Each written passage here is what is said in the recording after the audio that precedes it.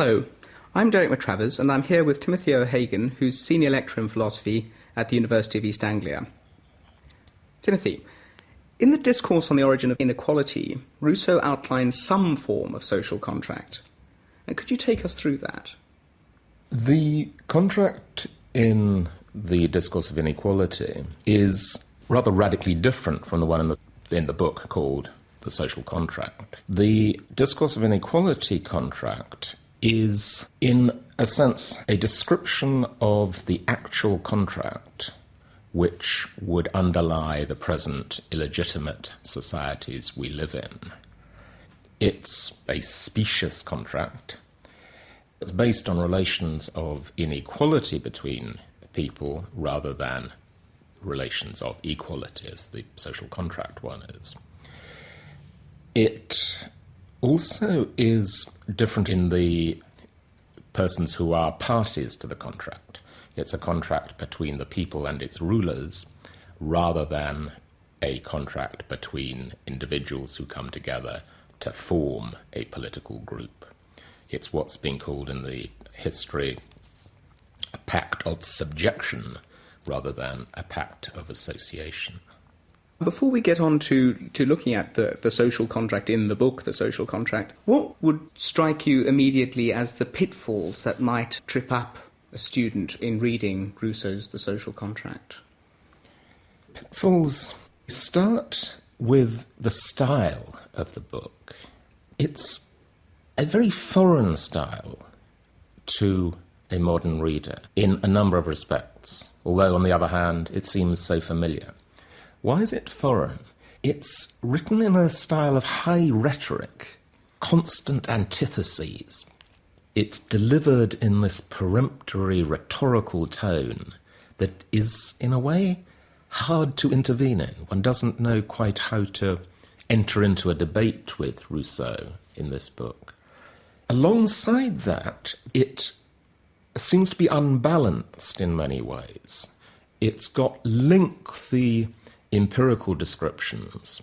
For instance, in Book 4, the descriptions of the Roman political institutions.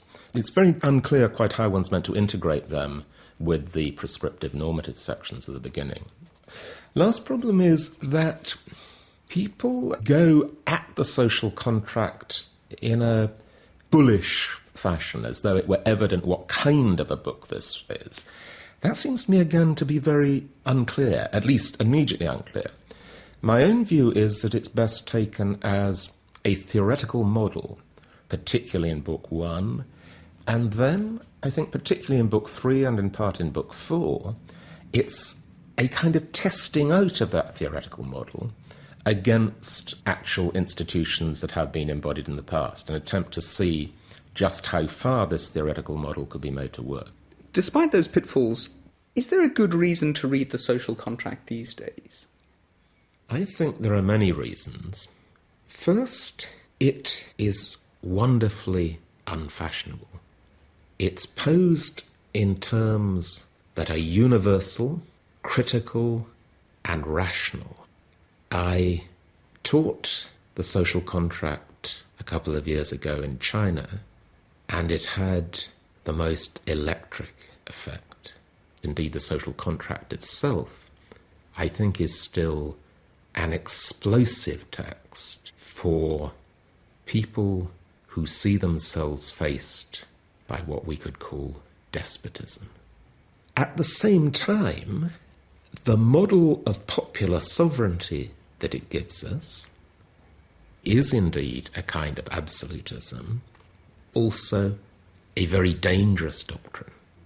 And again, what makes The Social Contract fascinating is that the doctrine is expressed in such an extreme and brutal fashion, with very few arguments, with these extraordinary rhetorical, declamatory, antithetical sentences. And it is, I think, the perfect foil for the liberal critique. It's only when we've read The Social Contract quite closely that we can understand what Constant de Tocqueville and John Stuart Mill are talking about. For all those reasons, I think the social contract is still an absolutely essential text for us all to read. Is there still a lot we can get out of it today, which is interesting about the contemporary political situation? I'm sure there is. I think that it's probably the most extreme model of what one might call absolute popular sovereignty. And although it's a bit unfashionable these days to mark Rousseau off as an enemy of liberalism, I am still of the party that thinks that there is a major opposition between Rousseau's, what I'd call popular absolutism, and what we, particularly in the English-speaking world, know as liberalism. Could you expand on that? I mean, what do you think that the big contrast is between liberalism and Rousseau's thought? It's the problem picked up almost immediately by his liberal critics. Benjamin Constant in the first instance, then Alexis de Tocqueville, and then following him John Stuart Mill in this country. And I think it focuses on the one key element, which is this total alienation of all one's rights in the social contract. And however we finesse that, this total alienation of one's rights, alienation, giving over of one's rights, the retention of absolutely none, that seems to me still to be a major contrast between this doctrine and that of liberalism. Right. I suppose in order to unpick that, we'd have to sort out first the problem that Rousseau thought he was trying to solve, and then secondly, the nature of that alienation. Rousseau sets out what he calls his fundamental problem in Book 1, Chapter 6. Do you have any comments about the way he sets it out? Well, I guess it repays repeating it one more time, familiar though it obviously is.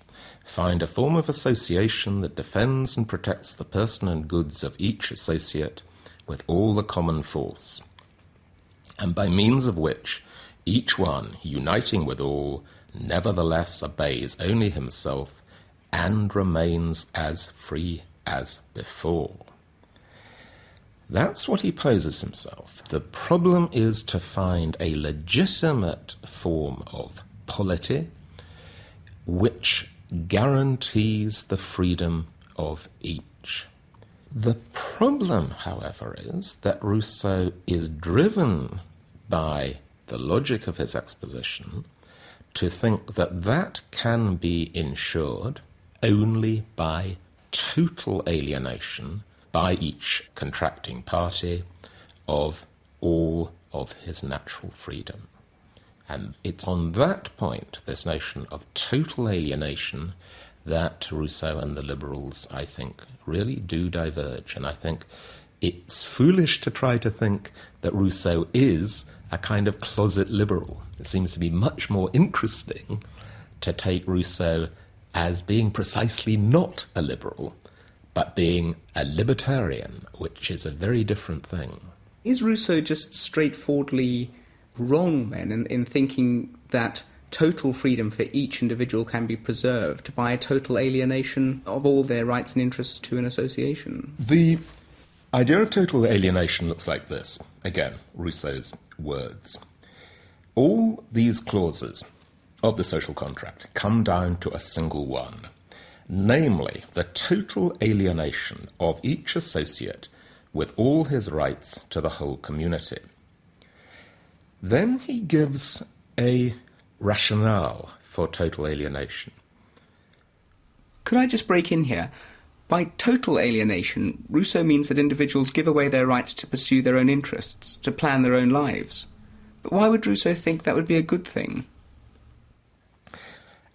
Why so? Well, if some rights were left to private individuals, there would be no common superior who could judge between them and the public.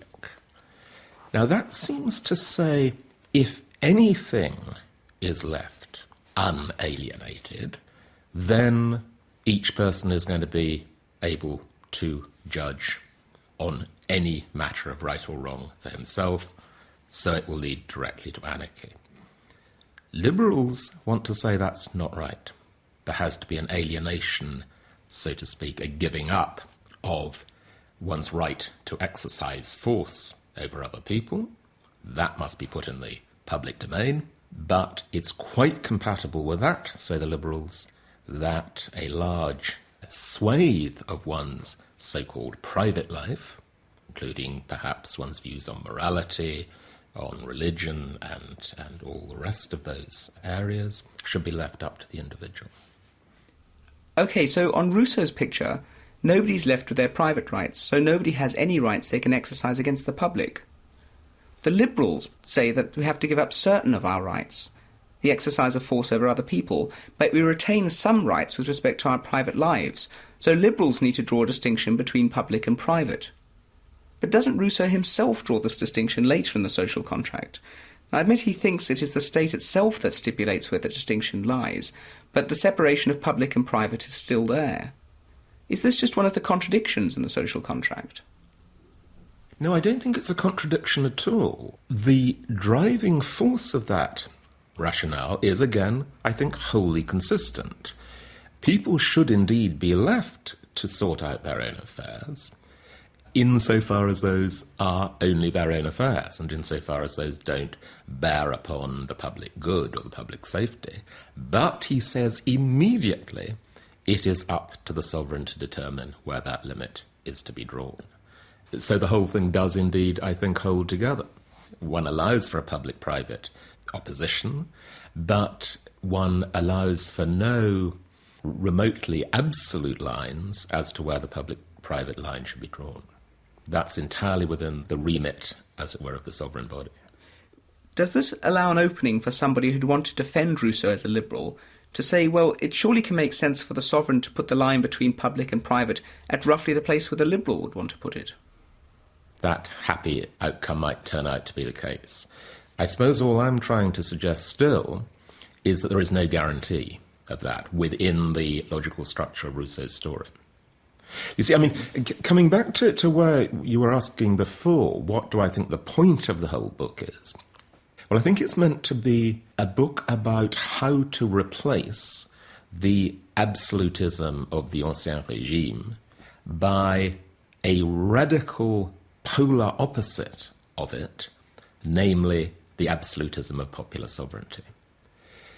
And a crucial part of that is that the sovereign people should take over the whole of those powers that were previously bestowed upon the absolute monarch. And the key to doing that is to put the legislative process in the hands of the people. So the downside of the Ancien Régime is its arbitrariness, its unpredictability, its picking on individual persons, and so on and so forth. It's a regime, as Rousseau sees it, that is systematically unsystematic. It can't be tied down. It's unpredictable. It's capricious. It's not ruled by the rule of law. And Rousseau's hope is that it's the rule of law in the hands of the sovereign people that will control the activities of the sovereign people in a way that the absolutist monarchies it's trying to replace were uncontrolled. The liberal critique then comes, so to speak, after that, which I take to be a logic of replacement of one absolutism by another, as saying that absolutism tout court is bad. Right. That's an extremely crude approach, and as I say, not at all a popular one in the present day. There is a much, much more nuanced feeling that Rousseau can be made compatible with liberalism. I guess I'm actually rather an old guard person on that point, but not on many others. So the contrast is between the liberal, who thinks the distinction can be drawn in absolute terms so that our private concerns can be protected from the state, and Rousseau, who thinks that the state itself is what sets the distinction between public and private. And once we let the state do this, the guarantee of protection is just not there. It does seem to me this is an extremely fascinating part of the social contract. I mean, it really does seem to me this is the bit where it's most relevant to contemporary politics. I'm not thereby trying to claim that liberalism, whatever that might be, has the answers necessarily more readily available than the Rousseau position. All I was trying to do was to say that I really do think that they are quite radically different. The problems for liberalism, of course, are equally just where to draw the line. So I'm not trying to claim that it's any easier to be a liberal than it is to be a Rousseauite absolutist. All I'm trying to suggest, however, is that these do seem to me to be quite radically different positions, each with its associated problems. It's long past time we focused on some of the key concepts in Rousseau's positive proposal.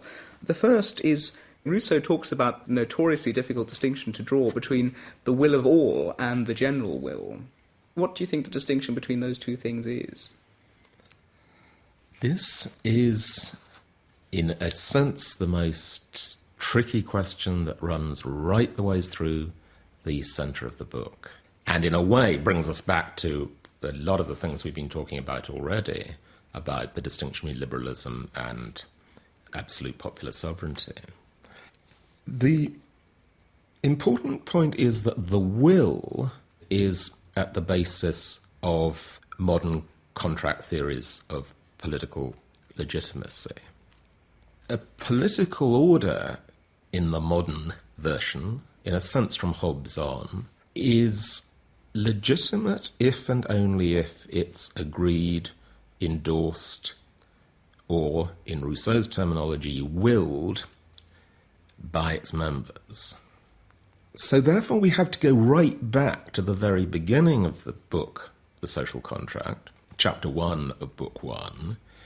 The basic question is, why should members of society obey its laws? Should they? And then three possible answers are proposed by Rousseau, either because they're forced to do so, or because it's natural for them to do so, or because they've agreed to do so. And Rousseau devotes quite a lot of the opening sections of the social contract to ruling out the first two, force and nature. And he suggests that the only thing that's left from that is agreement. Now, the people as a whole, the thought is here, must endorse the basic political order they live in order for it to be legitimate. Now, I think it's very important that this is all right at the beginning of the book. This is what runs the book up to book 1, chapter 6, when we actually get the contract introduced. There's then another completely different level, which is the level at which the general will is discussed. Does that make sense? Part of the contract is that we put our powers under the supreme direction of the general will, but the general will then comes to operate once the society, once the political order is going. So these are logically at two different levels, or if this were a chronological story, chronologically at different stages. So the general will then operates, if you like, at the level of governance, and it assumes we've got the legitimate political order in place. It's been endorsed, so to speak, or is endorsable by the people as a whole. So once we get governance happening, then the problem of the general will, I think, is, in modern terminology, a problem about how we can get a rational consensus and how we can get social choice expressed. And we've now got much of the rest of the book concerned with the mechanisms of expressing social choice rationally and legitimately. Now, some of the things here are simple and procedural. You need some kind of majority vote. You need some kind of electoral system so that the thing will run. These are, in a way, elementary nuts and bolts. But alongside that, there's a more fundamental question, trying to decide how we ensure that the outcome of this voting procedure is actually going to yield good decisions. And of course, part of Rousseau's trick is an attempt to show that if you have the most perfect procedures embodied, then that will deliver the most perfect outcomes. But why should these procedures really guarantee the perfect outcomes? Well, I think Rousseau there has again some other major, but not always clearly identified, conditions attached. First, there must be no factions, as he calls them. Something to do with pressure groups, something to do with improper bodies within the social whole. But there must be no factions. And secondly, there must be no major inequalities of wealth and power. And they're actually connected. He thinks that factions are, in a sense, going to come almost inevitably when you have major inequalities of wealth and power. Providing you've got those, and providing you've also got rules for ordering assemblies, then and only then will the outcomes be legitimate outcomes. Rousseau does set himself an incredibly high standard of what's going to count as the right outcome or legitimate outcome. You would have thought, here's an association who need to make a choice about something. Well, some people are going to be happy with that choice and some people are going to be less happy with that choice. But Rousseau, in the way he states his fundamental problem, seems to say, well, it's got to satisfy each and every individual in the association. Well, let's look at it this way. Maybe it's not quite so crazy. The basic structure has to satisfy everyone in the association. Sure, that's what constitutes legitimacy. You might say that's putting things too high, but nonetheless that is his view. And that seems to me to be not a crazy view. That might be thought to be the basis of having a legitimate setup in the first place. Once you've got that, then not every vote that's taken is going to satisfy every person equally each time. What's got to happen, though, is this, that there is a level of consensus that each person can be confident that even when one has been in the minority this time, and one has had to fall in with the majority vote, that you can be sure that the next time round when the positions are changed and you are then in the majority, then that those who were previously in the minority will in turn have to fall in with the vote. That's just the elementary rules of the game, you might say, of majority voting. Those, you might say, are the rules that govern any committee, or the running committee of the tennis club is going to have to run that way. But more to the point, it's got to be that there is some confidence that you're not going to turn out always to be in the minority. You have got to have grounds for confidence that, in virtue, say, of your sex or the colour of your skin, simply running the rules of the game are not, in fact, going to discriminate against you as the system runs. And Rousseau thinks that that part is going to be satisfied by his added more complex and more concrete conditions about factions and equality. Right, so if you've run the procedures and you've got the right outcome, Rousseau suggests that even if that wasn't the outcome that you wanted prior to making that decision, then you have to identify with that outcome. So each individual has to adopt the general will and somehow make the general will their own. How does that work? It is undoubtedly true that Rousseau thought that the running of a well-ordered society is closer to the running of a team, a military unit, or some grouping in which there is a much closer identification of interests between the participants and the goals of the team or the group or the unit than seems to be probable, acceptable, or even desirable in a modern pluralist society. I'm running my, if you like, Isaiah Berlin thought that different values come at a price. The price is, I think, a greater degree of identification. That undoubtedly is something that Rousseau was looking for on the part of the participants than most liberals are going to be happy with. I'm simply suggesting, however, that it doesn't follow from the fact that Rousseau wants to foster the conditions of greater identification that each and every person has to agree with the outcome of each and every vote. Those two things, I think, are not the same. So what you're saying is that each individual is as free as they were before they joined the association because they freely assented to the decision-making procedures and are confident that the outcome of the association's decisions will be right. I think that's a very major component of it, and I think you put that in a nutshell. I think there are other components of remaining free as before, which are in a number of ways connected with that basic core. One enemy that Rousseau has throughout his political writings is what he calls dépendance personnelle, personal dependence. And his thought is that the Ancien Régime is a regime in which individuals have improper, arbitrary power over other individuals, and those who are in the subordinate position are dependent upon the persons of these powerful people in society. And he thinks that his regime will liberate people entirely from dépendance personnelle.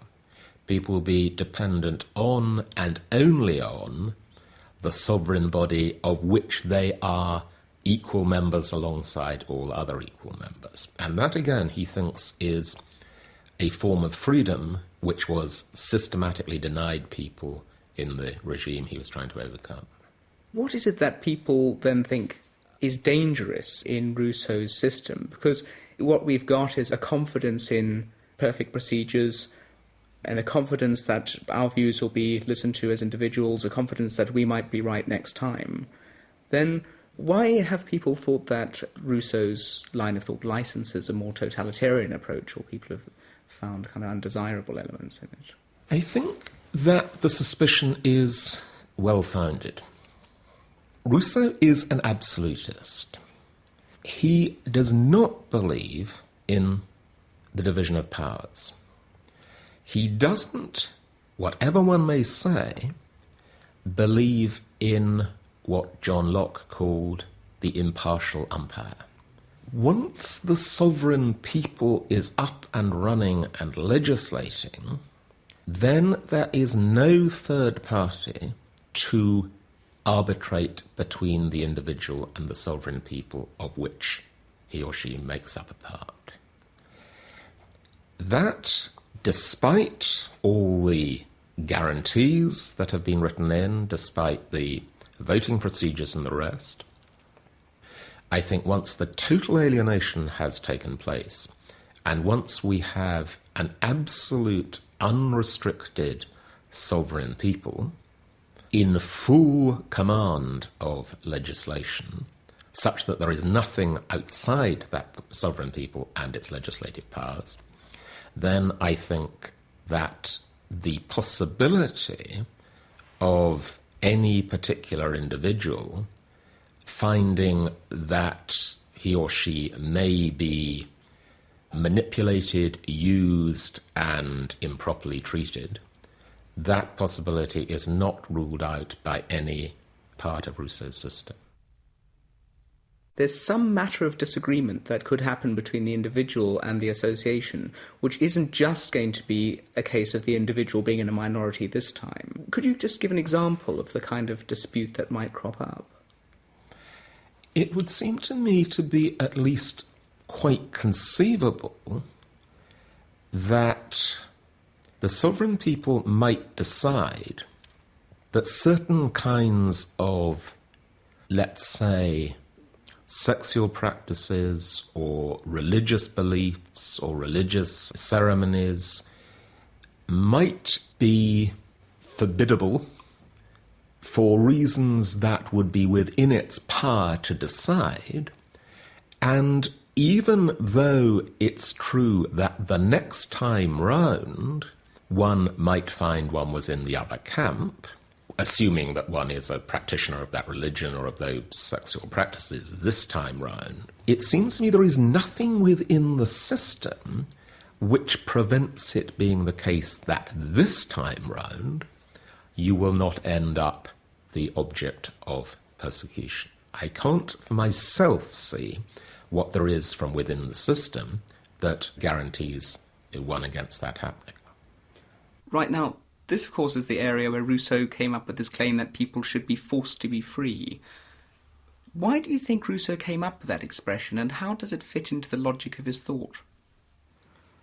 Well, once again, I think there's a relatively anodyne reading one can give to that, and a more acerbic reading, if you like. The anodyne reading is that you give your assent to a system which ensures the workings of the majority vote. The free operation of social choice depends entirely on those who have disagreed falling in with the decision of the majority. If on any occasion those who disagree are simply allowed not to do what's been agreed, then the mechanism of government simply breaks down. In this sense, being forced to be free means being forced to go along with the rules of the game, which guarantee that you will be able to reap the benefits of the free activity of the group as a whole. Is that fair enough? I think that's the minimum. I think that Rousseau is also tempted by a more extreme view than that. And he says as much, namely that you will, in a strange way, see that you are actually wrong when you voted against what turned out to be the general will. That seems to me, in a way, to be radically different. And that's the point, I think, where liberals, again, have reason to be suspicious.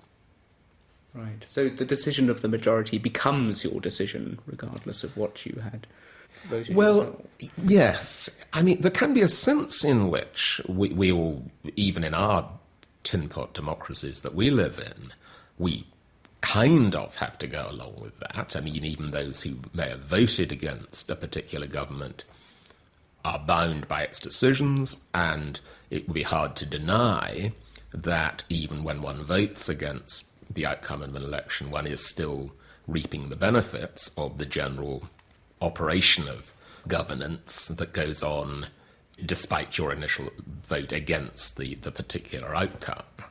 So in that elementary sense, I think that Rousseau is right. If he's trying to say something rather different, namely that, I realise now that I made a mistake, then that seems to me to be a really quite radically different view from the anodyne reading of being forced to be free. Can I just take you to a different part of Rousseau's writing in The Social Contract? And that is this rather odd evocation of the legislator, or the lawgiver. Why do you think Rousseau needed this mechanism, and do you find this a particularly satisfactory part of The Social Contract? I think there's been a good deal of misunderstanding of what this person's doing. I see you're tempted to call him the lawgiver, which I'm tempted to as well. I mean, it seems to me it's a good deal clearer to call him that.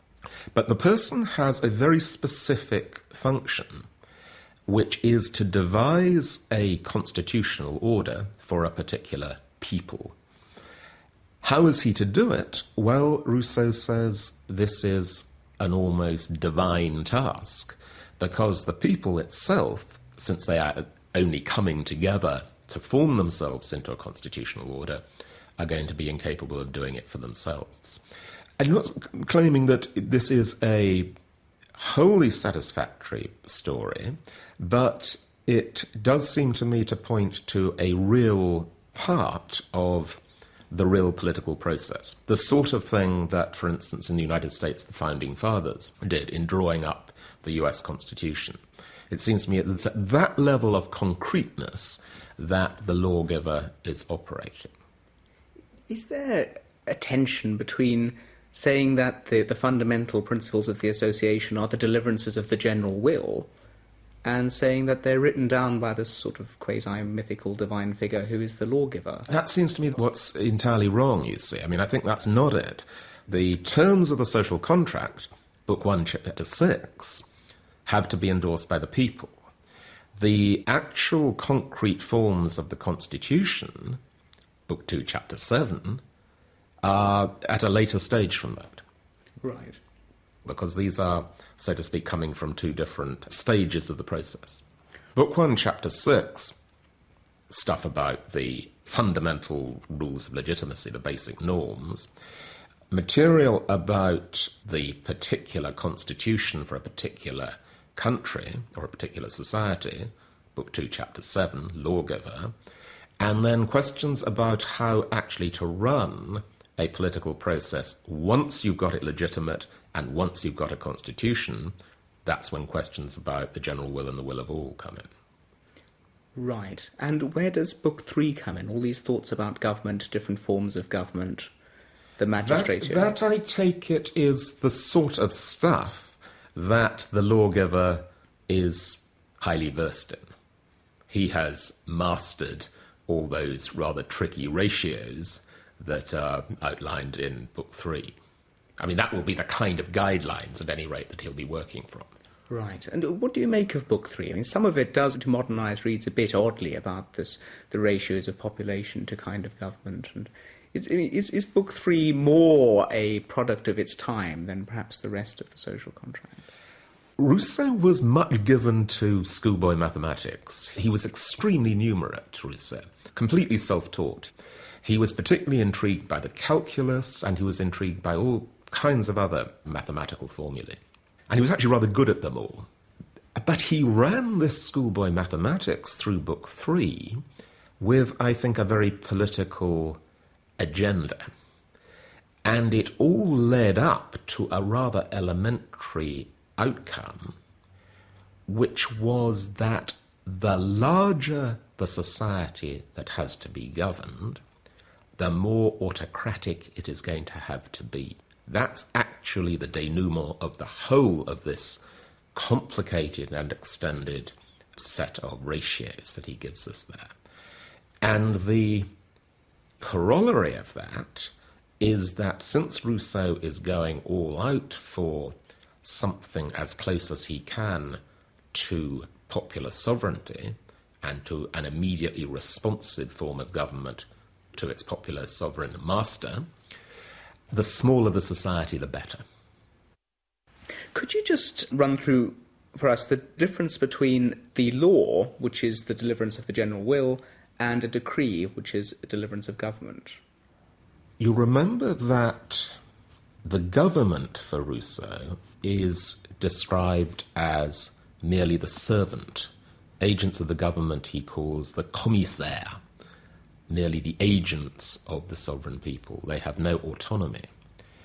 This is actually a curious doctrine. It means there is actually no proper division of power at all, even there. Once again, the government is merely on the payroll, so to speak, of the sovereign people. The job of the government is to execute the laws. It's roughly, according to our normal understanding of the division of powers, the executive, and it executes the laws, and the laws are always and entirely general. That's another crucial thought for Rousseau. They describe only general categories. The government executes the laws, puts them into practice, and also acts as magistrates. In other words, there's no division of powers between judiciary and government in Rousseau's system. The job of government, therefore, is particular. The job of the sovereign people is general. What is the difference between the will of all and the general will? Or is there a difference between the will of all and the general will? The two can't be defined separately. Both the general will and the will of all are forms of social choice. Both presuppose that a basically legitimate political order is in place, i.e. one founded on consent. Both presuppose that there's some mechanism for expressing social choice, the will of the people. The difference is that when the mechanism is effective, i.e. no factions, no inequalities of wealth and power, and proper assemblies, then each will vote as an individual, and as we've been discussing already, Rousseau holds that a rational choice, a rational consensus is guaranteed. That's the general will. When one or more of the conditions is not satisfied, i.e. there are factions, there are radical inequalities, there aren't properly ordered assemblies, then each will vote as a particular, i.e. as a partisan person. I think the distinction between individual and particular is very important here. One's meant to vote as an individual for oneself, but one's not supposed to vote with particular, that's to say partisan, interests in play. And that will happen when there are factions. That will happen when there are pressure groups. Once again, anyone who's been on committees will know exactly what Rousseau is talking about. You think that effectively there is a vote being taken on the motion before the committee, and it turns out that systematically 2 or 3 people on the committee are voting in a fashion that seems to be in some way peculiar. And later it turns out that actually these members of the committee have been nobbled by some interest outside.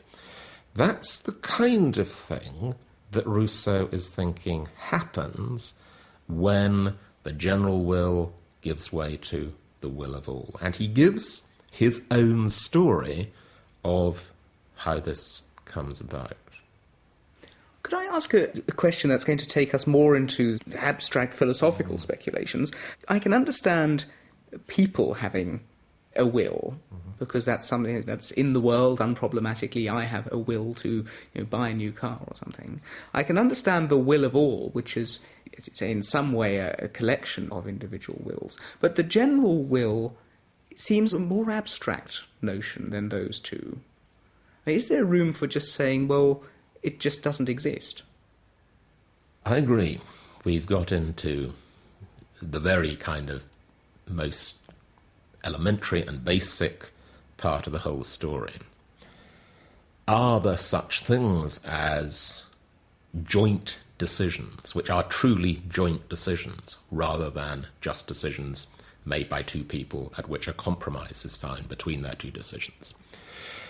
Do you think that the only real agent is a particular human being, or do you think that there can be agents which are collective agents?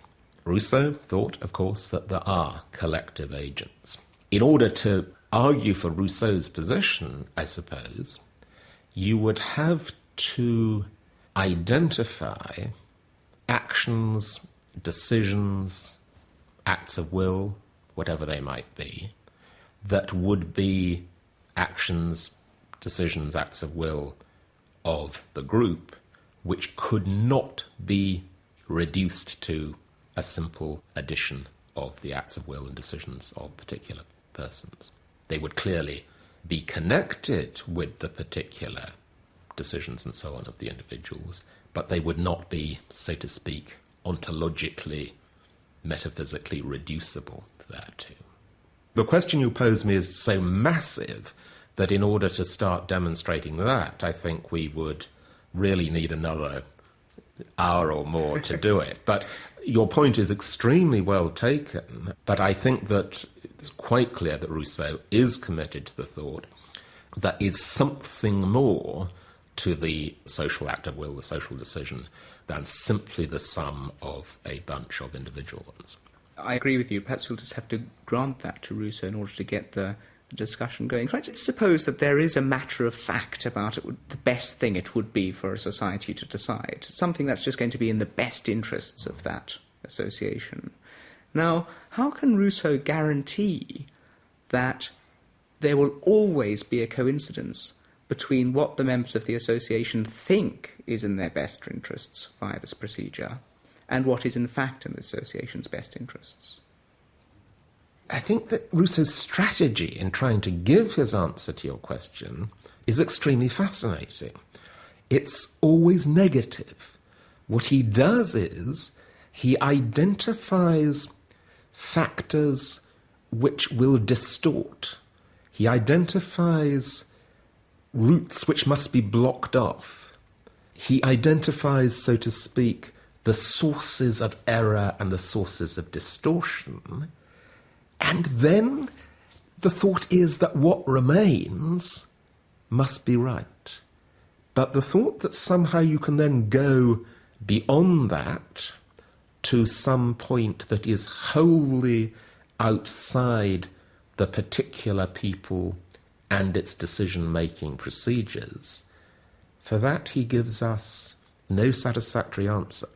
And the reason may be that Rousseau really is not even just a modern thinker, but perhaps almost a postmodern thinker. I think there is a radical lack of foundation to his story beyond what I've been trying to tell you. And this negative procedure, this procedure by blocking, by identifying the sources of error, seems to me to be very central to the social contract.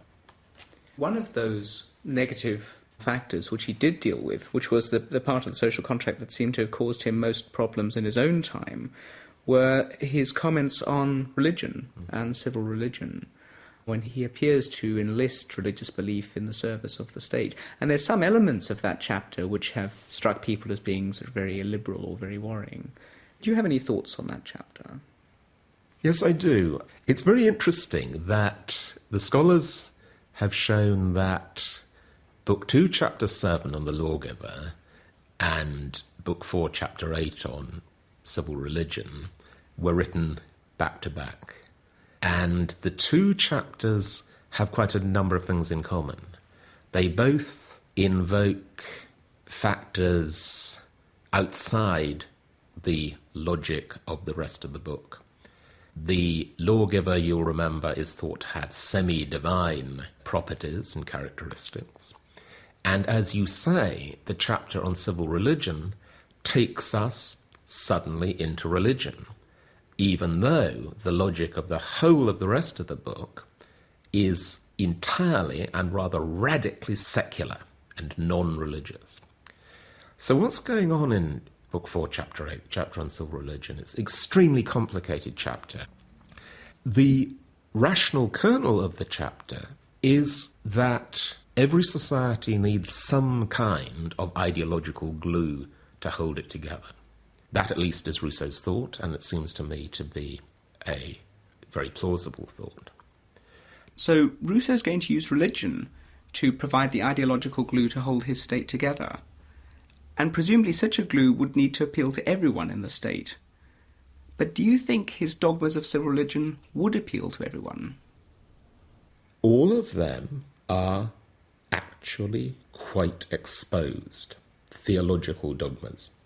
The existence of a powerful, intelligent, beneficent, foresighted and providential divinity, the afterlife, the happiness of the just, the punishment of the wicked. Now, this is a reasonably minimal deist set of doctrines. There's no particular Christian doctrine attached to any one of them. It's common to Catholicism, Protestantism, arguably Judaism and Islam as well. But nonetheless, it would exclude large numbers of people nowadays, and arguably extremely large numbers, at least of the intelligentsia in Rousseau's own time. In fact, virtually all of Rousseau's contemporaries amongst the philosophes. So just why does Rousseau feel the need to import these particular doctrines in to back up his political theory? Well, it's for, I think, a number of different reasons. One is he had an intense dislike of the atheistic, sceptical members of the philosophe community who he moved amongst.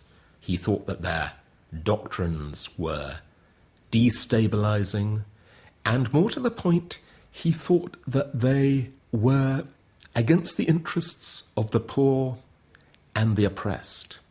Rousseau thought that actually atheism was the moral impoverishment of the people.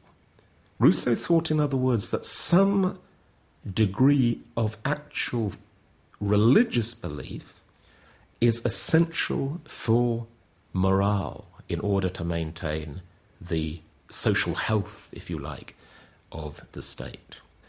And it's quite evidently true that this, far from being the standard view of the time, at least amongst intellectuals, would have been regarded as quite remarkably reactionary and old-fashioned. This goes hand in hand with the fact that it was also regarded by the established churches as being utterly unacceptable, since in the earlier parts of the chapter Rousseau argues that Christianity, at least as practiced, is a radically antisocial religion, and a religion which is actually very dangerous for the moral health of a state.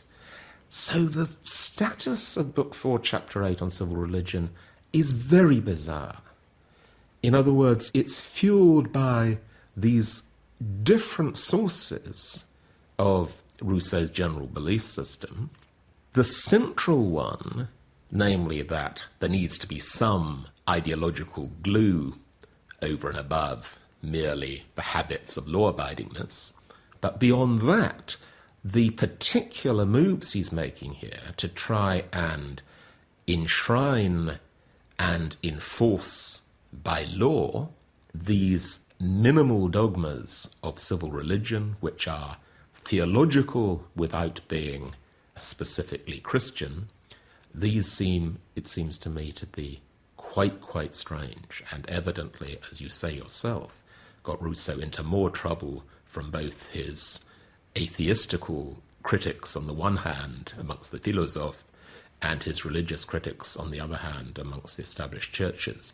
It is one of the crucial reasons why the book was banned, quite as much as its critical political thrust. Rousseau is most adept at making enemies in this book. You said in your reply that considering that societies need an ideological glue is an acceptable position, but isn't there something odd about this? I mean, to put it in its starkest terms, Rousseau realizes he faces a problem. In order for his system to work, he needs people to be good citizens. He hasn't really got any good reason why they ought to be good citizens, so instead, for want of a better word, he sort of brainwashes them with a lot of non-rational religious belief. Now, isn't there something rather worrying about moulding people's views in this sort of persuasive but not rational way to make them good citizens? Rousseau's been worried from the very beginning of the book about the problem of the free rider, the person who relies on the law-abiding habits of his neighbour in order to break the law himself, the one who doesn't pay his taxes, the one who wants to enjoy his rights as a man without performing his duties as a citizen. So however good the society is, even though it is effectively working for the good of all, it's an unhappy and brutal fact that there will always be free riders around.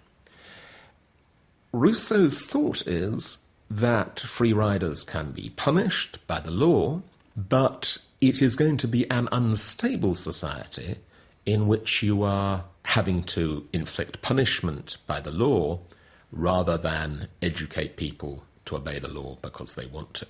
And at least part of what's going on in his Dogmas of the Civil Religion is an attempt to get people to obey the law of their own volition, rather than because they're forced. Now, it's true that he does bring in these added theological components in the first dogmas, but if one focuses on the last two dogmas, namely the respect for the the social contract on the one hand and the forbidding of intolerance on the other, it seems to me that that's the nerve of the ideological glue, which perhaps the other more specifically theological components might be stripped. Rousseau, he's got the ideological glue, he's got the threat of punishment. Does he have arguments as to why we should not be free riders? His overriding argument is that, on the one hand, that it's unjust, and is, once one's conscience is educated, one will see that one should not exploit one's neighbours. And of course Rousseau does believe that we are endowed with a conscience, but he also holds in a more pragmatic, a more rational choice fashion, that any society in which free riding becomes generalised will become rapidly a radically unstable society. And as it enters that stage of instability, all will suffer, including the free riders themselves. From the Open University. For more information, go to www.open.ac.uk/use.